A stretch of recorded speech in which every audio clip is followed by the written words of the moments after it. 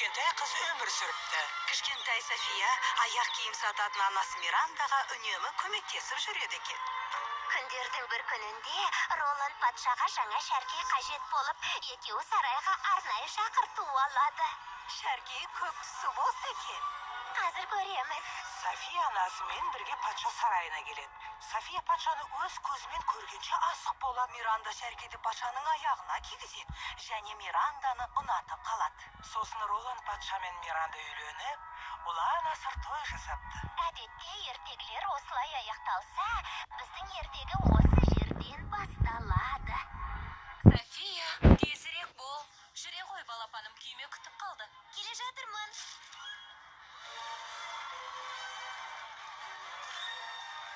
Жолың болсын, София. Бізді ұмытпа, София. Сау бол, Джейк. Сау бол, Руби. Сау бол, София. Сау болыңдар.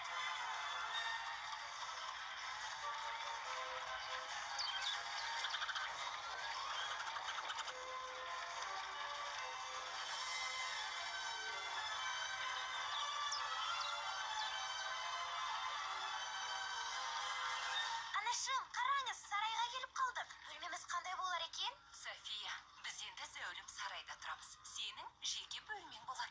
Керемет!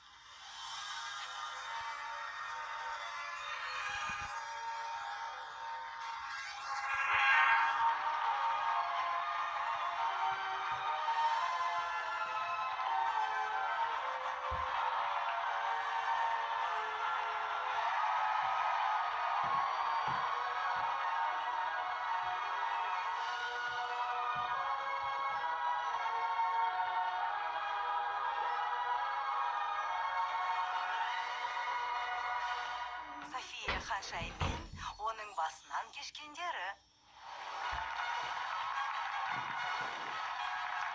Әттеген-ай, ең әдемі ханшайым атағынан айырылатын болдың ау. Эмбер, Джеймс, отбасымызға жаңадан қосылған бауырларыңды құшақ жая қарсы аласыңдар деп сенемін.